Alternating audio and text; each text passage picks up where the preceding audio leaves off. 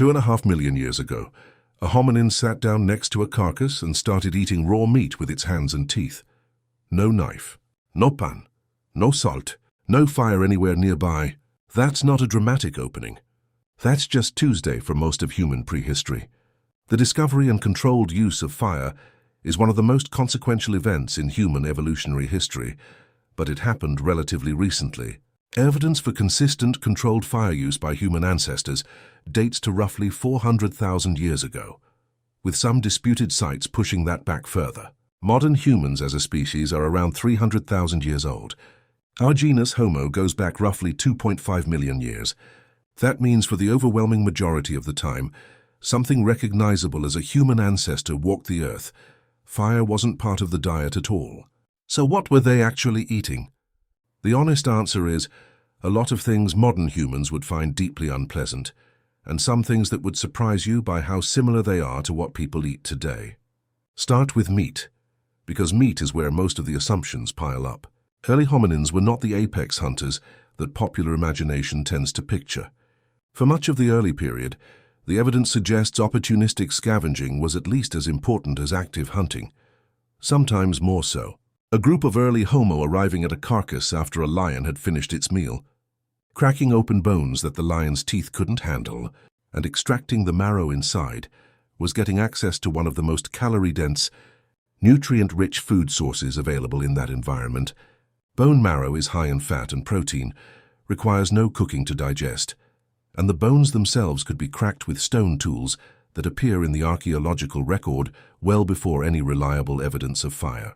Raw meat carries real risks that cooking eliminates, primarily parasites and bacterial contamination.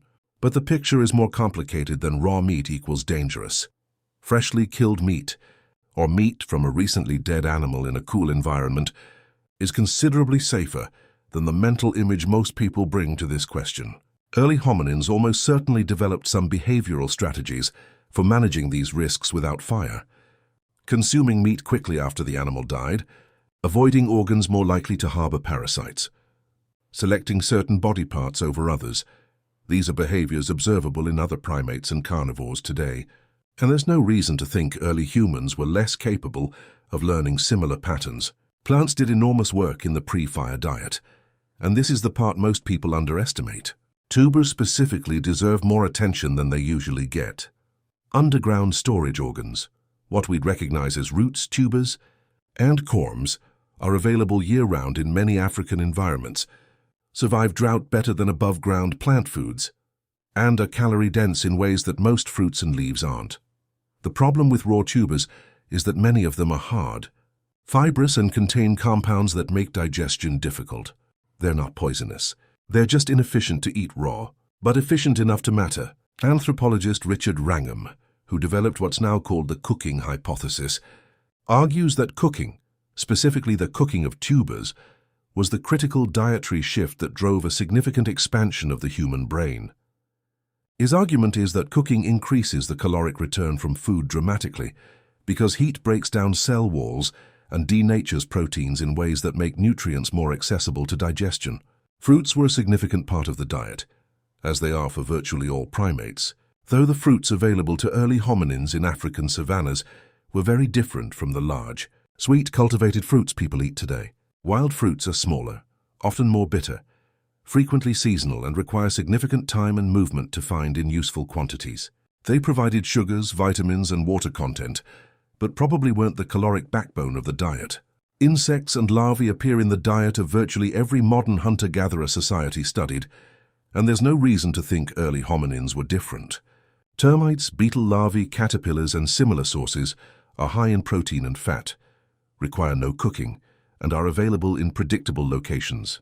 A rotting log full of beetle larvae is a meaningful caloric resource that requires nothing more than the ability to find it and pick it apart, which early hominins were certainly capable of. The disgust response that most modern people feel toward eating insects is largely cultural rather than biological. It's notably absent in children who haven't yet been taught to feel it, and in populations where insects are a normal part of the diet. Shellfish and aquatic foods enter the picture significantly later. Around 160,000 years ago at sites like Pinnacle Point in South Africa, where evidence of systematic shellfish consumption appears alongside some of the earliest indicators of modern human behavior. Shellfish can be eaten raw, don't require fire, and provide iodine and omega-3 fatty acids that are unusually important for brain development. Some researchers have proposed that coastal and aquatic food sources played a significant role in the cognitive leap that distinguishes anatomically modern humans from earlier species. Because the specific nutrients available in shellfish and fish fat are disproportionately important for neural function. If you've made it this far, you're exactly who this channel was built for, so go ahead and subscribe before the next one drops. Honey deserves its own mention. Modern hunter-gatherer societies across Africa, Asia, and the Americas all show a consistent, sometimes extreme prioritization of honey as a food source. The Hadza of Tanzania, one of the most studied contemporary hunter-gatherer populations, rank honey as their single most preferred food. The caloric density of honey is extraordinary, and wild honey found in tree hollows or rock crevices doesn't require cooking or any processing at all. Evidence of honey consumption is difficult to preserve archaeologically, but the universality of honey preference across human populations suggests it was part of the diet long before fire was in the picture. What happens to the body and the digestive system without cooking is instructive about how different this dietary context was from anything modern humans experience. Raw food diets require significantly larger digestive systems to extract equivalent nutrition, and they require more time spent chewing.